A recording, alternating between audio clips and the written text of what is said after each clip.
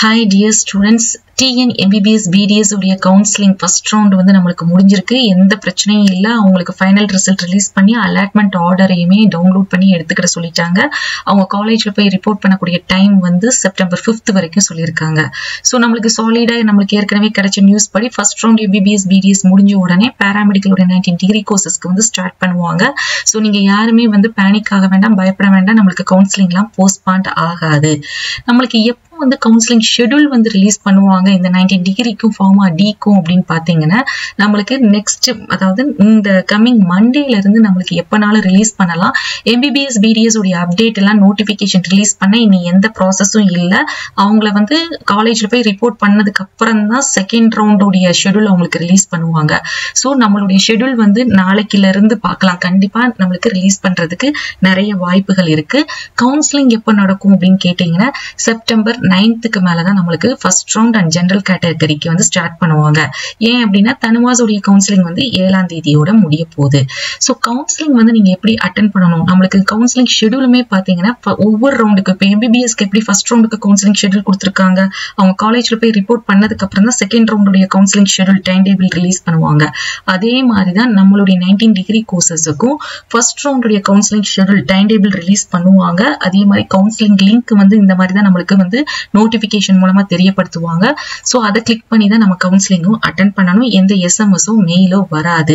So அதே மாதிரி நீங்க ஃபர்ஸ்ட் ரவுண்ட் கவுன்சிலிங்ல நீங்க பார்ட்டிசிபேட் பண்ணி நீங்க எல்லாருமே போய் உங்களுக்கு ஒரு டேட் கொடுப்பாங்க.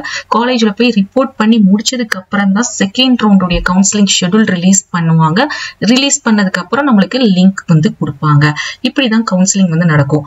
ஒவ்வொரு ரவுண்ட் கவுன்சிலிங்கும் எத்தனை நாட்கள் நடக்கும் அப்படின்னு பாத்தீங்கன்னா குறைஞ்சபட்சம் நம்மளுக்கு ஒரு 4 to 5 days வந்து நடக்கும். ஸோ இந்த ரிஜிஸ்ட்ரேஷன் பேமெண்ட் மட்டும், இந்த சாய்ஸ் ஃபில்லிங் ரிஜிஸ்ட்ரேஷன் பேமெண்ட் மட்டும் நம்மளுக்கு 4 to 5 days வரும். அந்த ரிஜிஸ்ட்ரேஷன் பேமெண்ட் நம்மளுக்கு எல்லா சாய்ஸ் ஃபில்லிங்லாம் முடிஞ்சதுக்கு மறுநாளே என்ன பண்ணிடுவாங்கன்னா ரிசல்ட் வந்து நம்மளுக்கு ரிலீஸ் பண்ணிடுவாங்க. அஃபிஷியல் வெப்சைட்ல தான் ரிலீஸ் பண்ணுவாங்க. அதே மாதிரி உங்களுக்கு என்ன கோர்ஸ் என்ன காலேஜ்ல கிடைச்சிருக்கு அப்படிங்கிற ஆர்டரையுமே, அதுக்கு பேர் தான் ப்ரொவிஷனல் அலாட்மெண்ட் ஆர்டர்னு சொல்லுவோம், அதை டவுன்லோட் பண்ணி எடுத்துக்கிறதுக்குமே எப்படி தருவாங்க அப்படின்னு பாத்தீங்கன்னா எப்படி நீங்க லிங்க் கிளிக் பண்ணி நீங்க கவுன்சிலிங் அட்டென்ட் பண்றீங்களோ அதே மாதிரி தான் லிங்க் கிளிக் பண்ணி நீங்க அலாட்மெண்ட் ஆர்டரையும் டவுன்லோட் பண்ணி எடுக்கணும். ஸோ அதுக்கடுத்து நம்மளுக்கு ஒரு 1 week வந்து டைம் கொடுப்பாங்க. உங்களுக்கு எந்த காலேஜ்ல என்ன கோர்ஸ் கிடைச்சிருக்கோ அந்த காலேஜ்ல போய் இமீடியட்டா நீங்க என்ன பண்ணிடணும்னா சீட்டை வந்து கன்ஃபார்ம் பண்ணிடணும். உங்க சர்டிபிகேட்ஸ் எல்லாம் ஹேண்ட் ஓவர் பண்ணிட்டு அமௌண்ட் ஃபீஸ் பே பண்ணிட்டு உங்க சீட்டை எல்லாமே கன்ஃபார்ம் பண்ணிடணும். ஸோ நீங்க அப்படி கன்ஃபார்ம் பண்ணாதான் நீங்க நெக்ஸ்ட் ரவுண்ட்ல நீங்க வந்து பார்ட்டிசிபேட் பண்ண முடியும். ஸோ இந்த சீட் எல்லாம் கன்ஃபார்ம் பண்ணதுக்கு அப்புறம் தான் என்ன பண்ணுவாங்க அப்படின்னா செகண்ட் ரவுண்டே நம்மளுக்கு ஸ்டார்ட் பண்ணுவாங்க. ஸோ இமீடியட்டா நடக்காது. இவங்க போய் ஃபர்ஸ்ட் ரவுண்ட்ல கிடைச்ச ஸ்டூடெண்ட்ஸ் காலேஜ்ல போய் ரிப்போர்ட் பண்ணி முடிச்சதுக்கு அப்புறமா ஏன் எதுக்காக அப்படின்னா சப்போஸ் கிடைச்ச ஸ்டூடெண்ட்ஸ் வந்து சிலர் போய் ரிப்போர்ட் பண்ணாம விட்டுருவாங்க.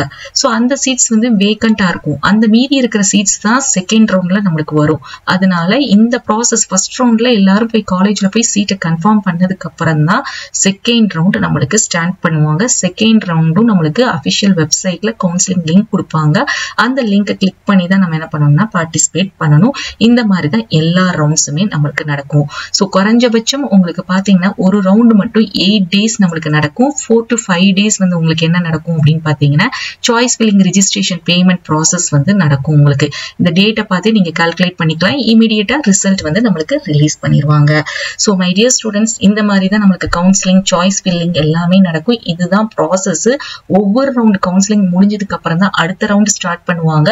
அதே மாதிரி கவுன்சிலிங் ஷெட்யூலும் அப்படின்னு பாத்துக்கிட்டீங்கன்னா இந்த டைம் டேபிளுமே எந்த ரேங்க்ல இருந்து எந்த கட் ஆஃப்ல இருந்து எந்த டேட்ல நீங்க பார்ட்டிசிபேட் பண்ணணுங்கிற இன்ஃபர்மேஷனுமே ஒவ்வொரு ஷெட்யூல் முடிஞ்சதுக்கு அப்புறம் தான் நம்மளுக்கு என்ன பண்ணுவாங்கன்னா அஃபிஷியல் வெப்சைட்ல நம்மளுக்கு நோட்டிபிகேஷன் மூலமா நம்மளுக்கு ரிலீஸ் பண்ணுவாங்க. ஸோ நீங்க யாருமே நீங்க வந்து மெயில் வரும் SMS வரும்லாம் வெயிட் பண்ணாதீங்க. ஸோ ஒன்னு நீங்க அஃபிஷியல் வெப்சைட்ல ஃபாலோ பண்ணிட்டே இருங்க, ஆஃபனா விசிட் பண்ணிட்டு இருங்க. அப்படி இல்லைன்னா நம்மள மாதிரி சேனல்ஸ் வந்து நிறைய பேர் அப்டேட் பண்றாங்க. நம்மளோட சேனலை நம்ம அப்டேட் பண்ணியிருக்கோம். நம்மளோட சேனலை வந்து ஃபாலோ பண்ணுங்க. ஸோ உங்களுக்கு இந்த வீடியோ பிடிச்சிருக்கும்னு நினைக்கிறேன். வீடியோ பிடிச்சிருந்தா லைக் பண்ணுங்க, ஷேர் பண்ணுங்க. அப்டேட்ஸ் தெரிஞ்சுக்கிறதுக்கு வாட்ஸ்அப் அண்ட் டெலிகிராம் சேனலை ஜாயின் பண்ணிக்கோங்க. தேங்க்ஸ் ஃபார் வாட்சிங்.